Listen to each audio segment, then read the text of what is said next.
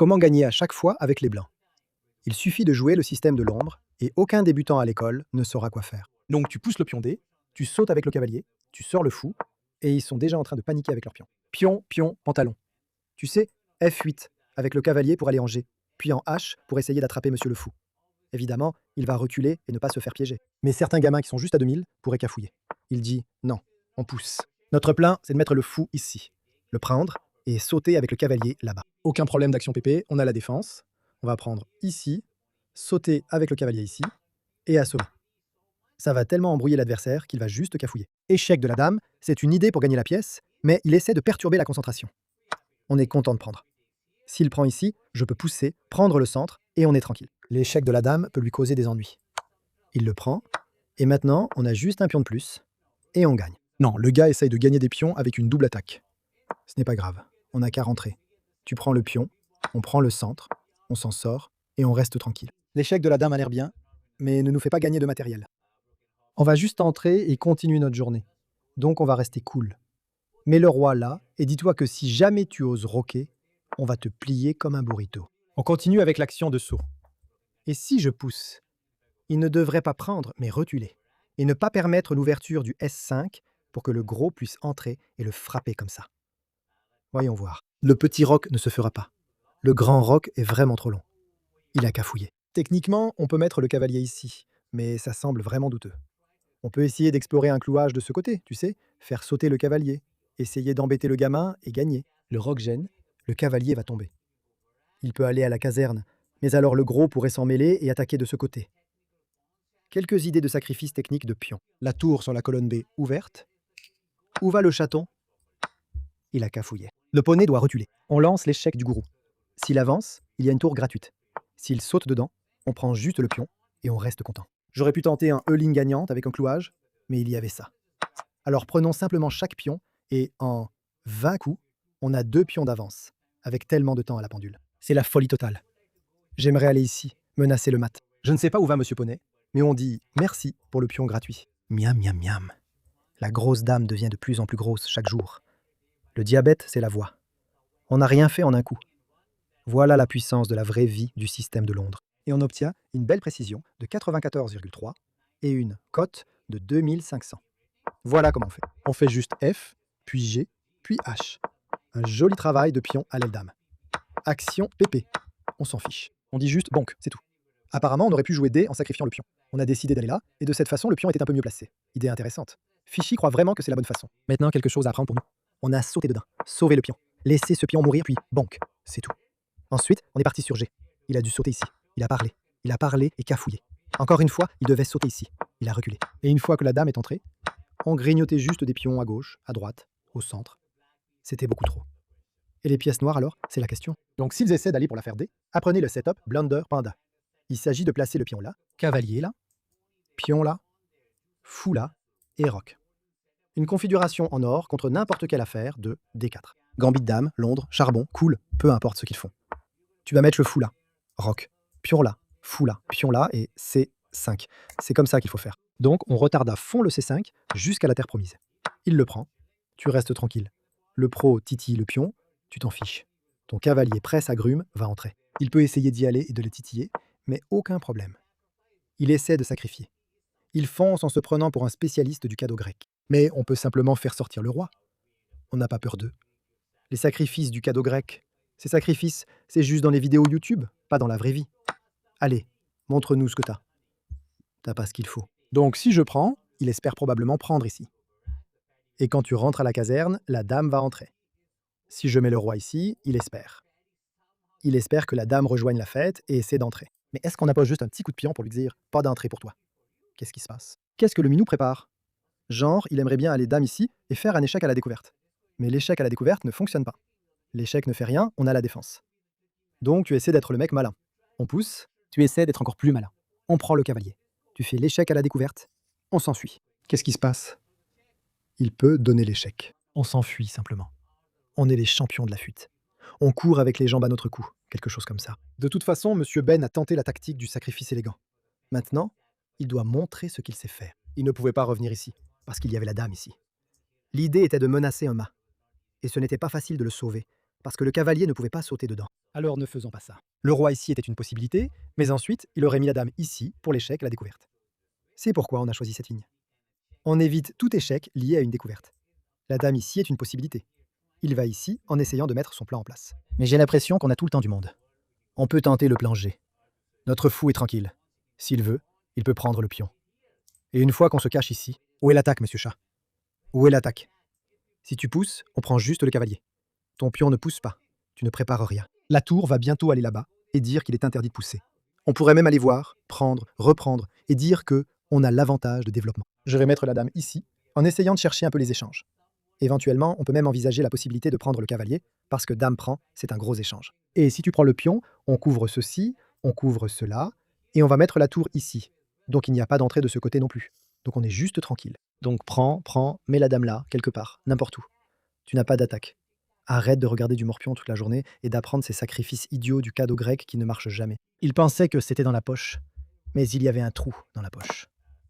Triste vie. Ignorons-le simplement, parce qu'on s'en fiche complètement. On aurait pu tenter le coup. Il peut prendre, reprendre, faire quelque chose. Ce n'est rien de vraiment fou, mais on essaie de préparer quelque chose. J'aimerais aller quelque part et forcer un gros échange de dames, parce qu'une fois la dame partie, on aura une pièce de plus et on sera complètement tranquille. Le cavalier saute là-dedans en essayant de faire quelque chose. Peut-être qu'il ira là-bas. On essaye d'aller chercher l'échec, de trouver un angle de contre-attaque. Voyons voir. Mettons l'échec. Monsieur Poney aimerait sauter dedans. Donc il faut être un peu prudent. On peut aller là, mais il n'y a pas d'échec. On peut le prendre, mais il n'y a plus vraiment d'échec à proprement parler. Donc ce n'est pas aussi simple qu'on le voudrait. Le poney devient un peu agaçant. Donc il faut toujours rester prudent, mec. Il faut toujours être très très prudent. J'aime bien la dame ici. Mais ensuite le poney saute tout de suite, non? J'espère apprendre, reprendre et mettre le roi en échec. Mais Monsieur Poney est vraiment problématique. Tu vois cette idée avec l'échec? Monsieur Poney, pourquoi es-tu si méchant? Donc ça, puis pousser ici. Ici, là, c'est un problème. Je peux revenir pour couvrir ça. Ce qui n'a pas l'air très prometteur. Mais on dit que tu ne peux pas sauter dedans. Et peut-être qu'on redirige ce poney par ici pour le repositionner. Peut-être que le service de déménagement tourne à plein régime.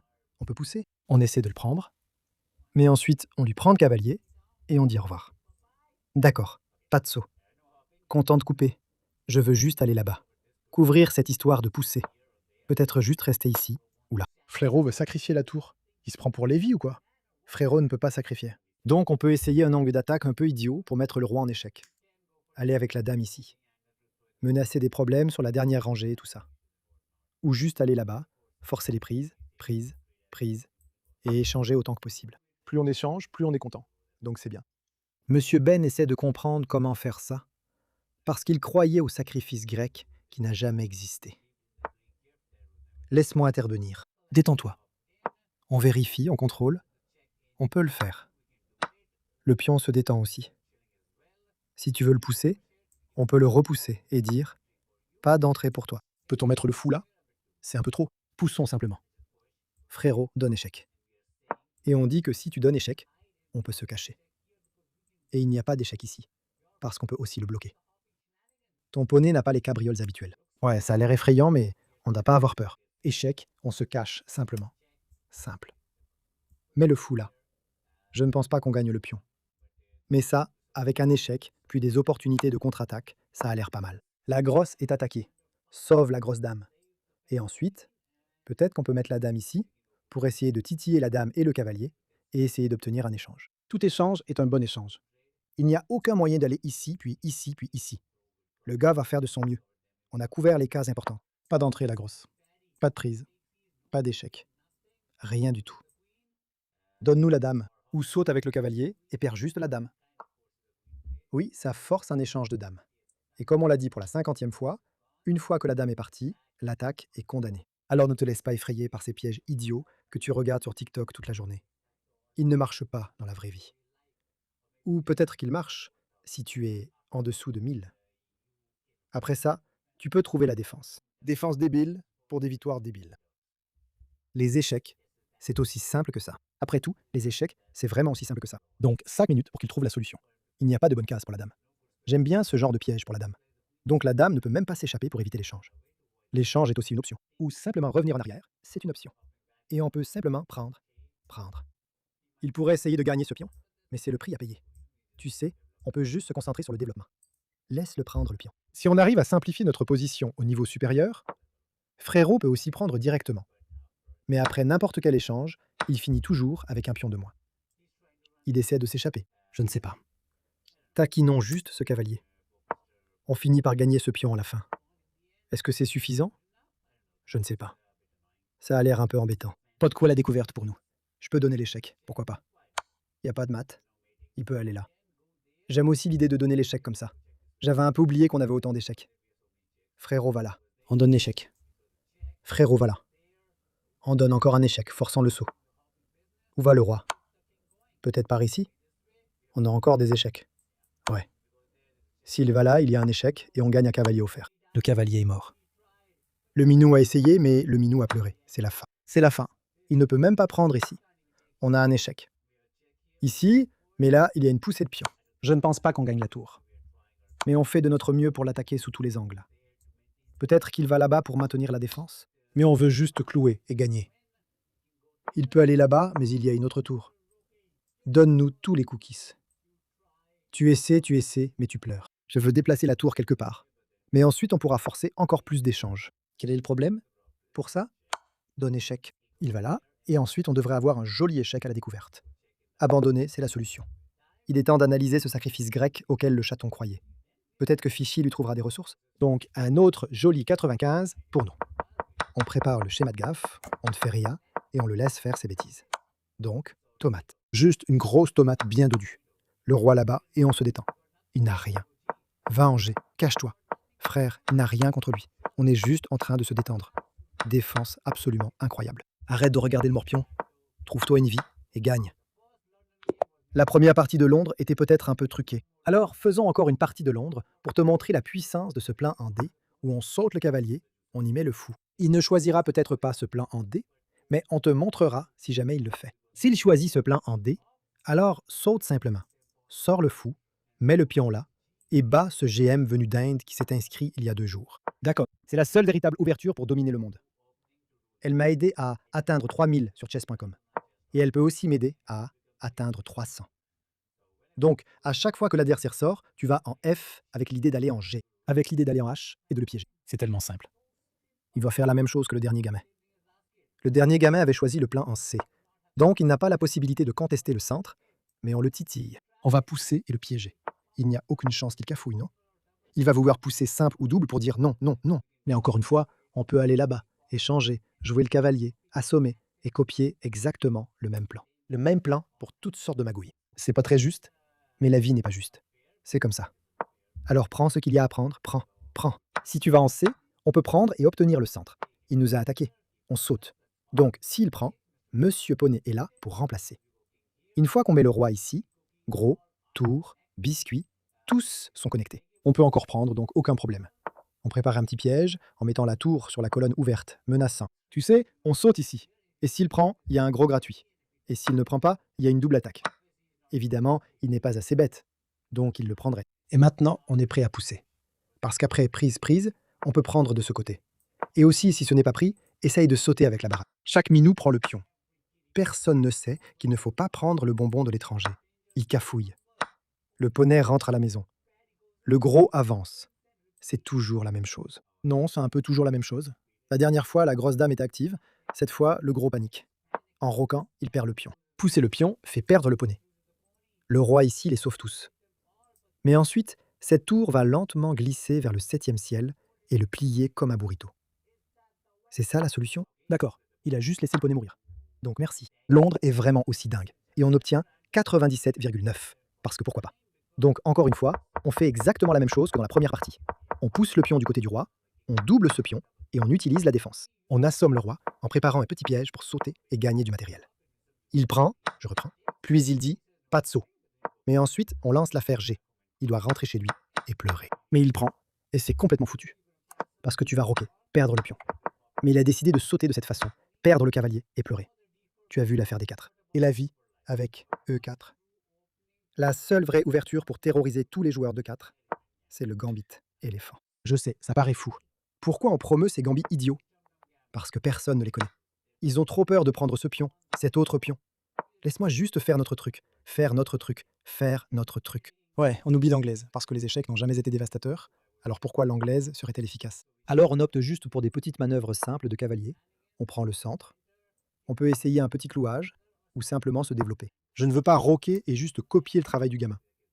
Donc peut-être qu'on va mettre la dame là-bas, essayer de roquer long, parce que plus c'est long, mieux c'est.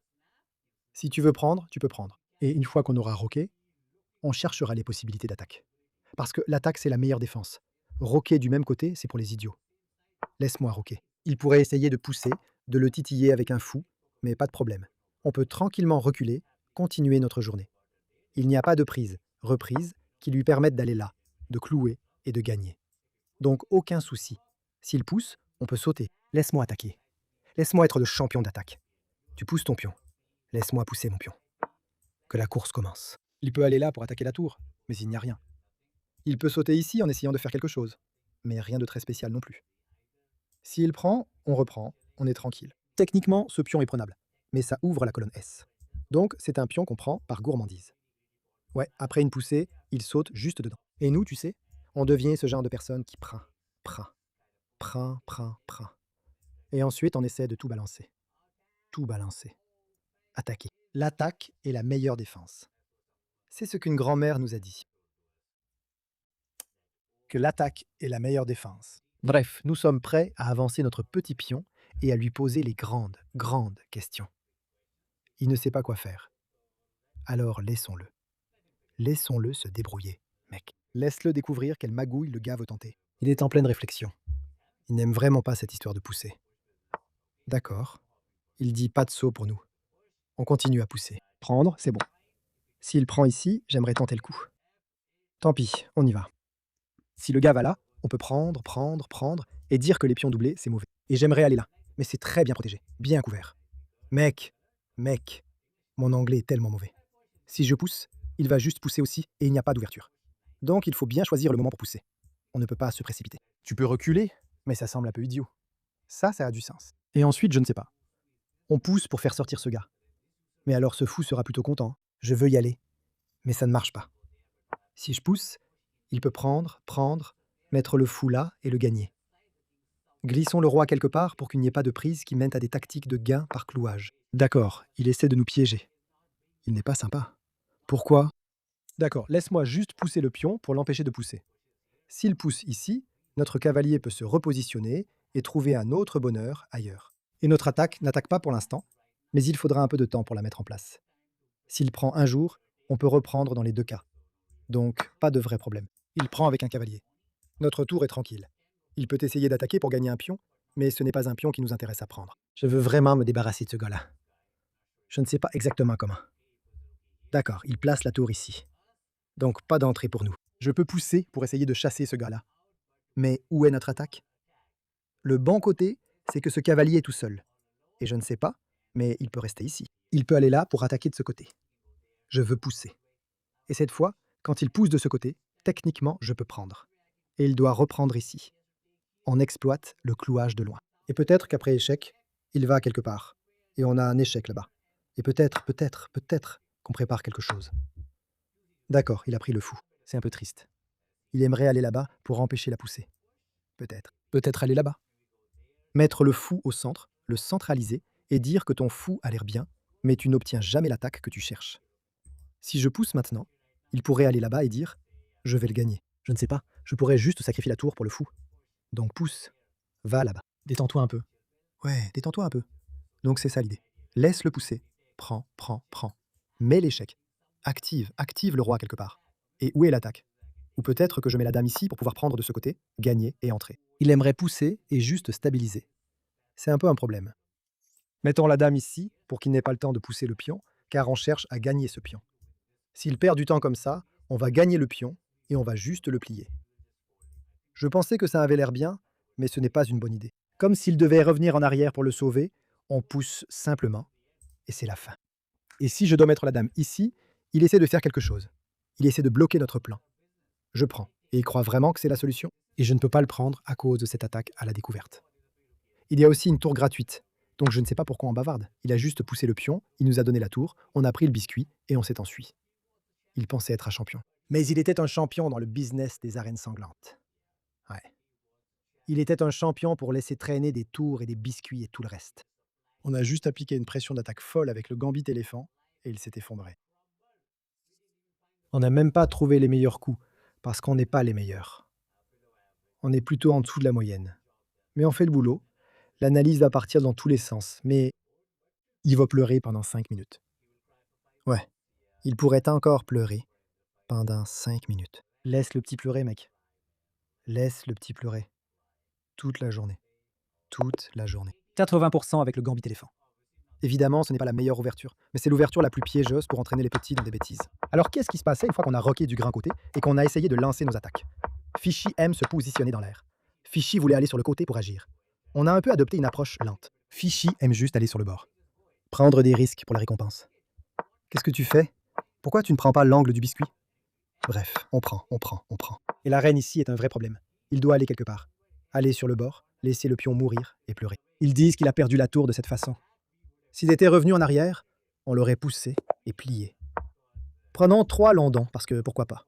Parce qu'en plus, la première et la deuxième partie de Londres ressemblaient un peu à un copier-coller. Et ce chaton ne prend pas le Londres. Donc, on prend le centre. Et s'il avance le pion ici, tu dois connaître ce coup. Il ne faut pas aller là, mais aller tout droit ici. Et le plan, c'est que si tu mets le fou là, tu peux le pousser. Et prise, puis prise, ce sera la saison des tomates s'il ne fait pas attention. Et s'il recule, tu prends le centre et tu es tranquille. Dame prend dame, c'est une gaffe. Il pense pouvoir sauter, gagner le pion, gagner la partie. Mais ça, c'est la tomate la plus grasse de la vie de porc. Parce que tu peux juste pousser, sacrifier le pion, sauter avec le cavalier ici, gagner ce pion, gagner la tour, gagner la partie. Mec, on l'a dit, mec. On l'a dit. On est le prophète. Il ne peut pas sauter ici pour le sauver. Comme on peut prendre le cavalier, il reprend. On donne l'échec. Il va là. C'est le mat en 10 coups ou quelque chose comme ça. Donc le mieux qu'il puisse faire, c'est roquer, laisser le pion mourir, développer un peu, laisser la tour mourir, et juste dire « Je suis une tour de moi, mais je vais faire de mon mieux ». Je veux dire, si c'est ton meilleur, alors fais mieux, je suppose. Donc il y va sérieusement. Donne-nous le bon pion. Il peut sauter avec le cavalier, on prend la tour, il peut sortir M, fou. On va s'enfuir avec le cavalier pour qu'il ne meure pas, et ensuite il pourra gagner un pion. Un pion contre une tour, ce n'est pas un échange avantageux, mais c'est le mieux qu'il puisse obtenir. Après la prise, on peut mettre la tour ici ou là. Les deux sont assez raisonnables. Je ne savais pas quoi faire. Donc on pose de ce côté pour pouvoir garder une certaine défense sur le pion aussi. Tout ce qu'on veut faire, c'est échanger chaque pièce mineure. Même le cavalier ici essaie de forcer un échange pour doubler les pions. C'est pour ça qu'il pousse ici. Je m'en fiche. Ce n'est probablement pas la meilleure façon. Je peux le pousser pour le sauver. C'est un peu risqué, mais la gourmandise est très gourmande. Ouais, je ne veux pas que mon pion meure. J'aurais aimé aller là-bas, mais c'était couvert. Déplaçons le cavalier quelque part. J'aimerais bien placer l'échec. Mais si tu déplaces le cavalier quelque part, il y a un échec ici qui gagne encore plus de pièces. Donc il n'a pas le temps de partir dans une contre-attaque folle. Donc passage difficile. Vraiment difficile. Je veux juste sauter. Prendre. L'échec n'est pas non plus la fin du monde, si on peut le bloquer. Donc il ne prépare rien de fou. Le pion ici a l'air intéressant. Il joue baraque. Je peux prendre le pion. Ou je peux simplement aller là-bas en disant que je vais capturer le cavalier. Et si tu prends ici, on passe aux choses sérieuses. Si tu prends là, je veux dire, on est plutôt tranquille. Tu n'as rien d'autre. Pas d'échec pour nous. Le gars essaie de nous cuisiner un truc. On n'a qu'à la remettre en arrière. Faisons simple. Ils disent que de cette façon, Monsieur le Fou couvre de belles cases. On peut la prendre. Il aimerait prendre ici, prendre là, récupérer quelques pions et espérer une sorte de contre-attaque. Oui, on peut se permettre de rendre quelques pions juste pour terminer notre histoire de rock. Donc, on peut se le permettre. Il n'y a pas d'échec élégant qui gagne du matériel. Ce serait un peu problématique. Heureusement, c'est couvert. Donc, ça va aller là. Échange. Continuez les échanges. J'aime aussi l'idée d'aller là, de prendre ici, mais je ne sais pas. Trop de choix? Oui, on a carrément trop de choix. Je suis sûr qu'il y avait une meilleure façon de prendre le pion, ou de faire quelque chose. Une meilleure façon que de pousser le pion. Il essaie de s'infiltrer et de jouer les malins. On ne peut pas aller là. Enfin, on peut. Mais est-ce vraiment le problème? Celui-là a l'air un peu problématique, mais on peut le titiller. Celui-là va prendre, et continuer sa journée? Un peu. Aussi, j'ai juste envie de sauter dedans et de continuer ma journée aussi. Mais ensuite, il pourrait aller là-bas, se mettre à échanger et devenir vraiment problématique. Je sais pas, mec. Il trouve un coup inquiétant. Vraiment inquiétant. Même si tout gagne à ce stade, on peut juste sauter dedans, le laisser aller là-bas, se mettre à échanger et dire tu n'as rien contre nous. Probablement, probablement. Mais y a-t-il une façon plus propre de le faire? J'aime bien la tour ici pour le titiller, mais ça ne fait rien. Je veux mettre un échec, mais il n'a rien. Je veux juste prendre, y aller. Il peut prendre ça, gagner un pion. Et qu'est-ce qui se passe? Je ne sais pas.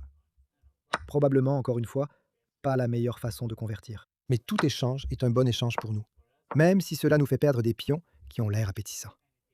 C'est ce en quoi nous croyons. Tu peux prendre le pion. Tout ce que je veux, c'est que le fou aille là-bas et rock. Et une fois que ce sera fait, on sera comme un gosse. Très, très heureux. N'importe quel échec, on peut le bloquer. N'importe quel saut, on peut y aller. Tu prends le pion. On termine l'histoire du rock. Tu as 3 pions contre la pièce. Mais honnêtement, ça n'a même pas d'importance. Le gars peut essayer d'y aller pour le titiller, mais ce n'est pas possible. Et maintenant, il n'obtient même pas le pion. Donc, c'est un choix un peu discutable de sa part. Il essaie d'éviter l'échange, mais le roi peut s'en sortir. D'accord, il échange, ce qui est discutable. Pourquoi échanges-tu alors que tu es en déficit de matériel? Ça n'a aucun sens. Belle, belle victoire, parce que l'ouverture est juste trop forte, j'imagine. Donc, 95 à nouveau, et le plan, c'est juste de prendre le bon centre. Et on a dit qu'échanger la dame contre le cavalier ici, c'est mauvais. Parce qu'on peut faire sauter le cavalier, gagner le pion, gagner la tour, gagner la partie. On joue le cavalier et on aurait pu mettre la tour ici, la tour là, ça ne change rien. Si tu voulais t'en foutre, chasser le cavalier au lieu de sauver le pion. C'est un peu une approche gourmande de notre part. On ramène le fou là-bas, tout va bien. Ensuite, on revient en arrière, puis on a capturé le cavalier. Et Fichy n'a pas détesté notre idée d'être juste le plus grand, le plus bête des échangeurs. Un peu comme ça.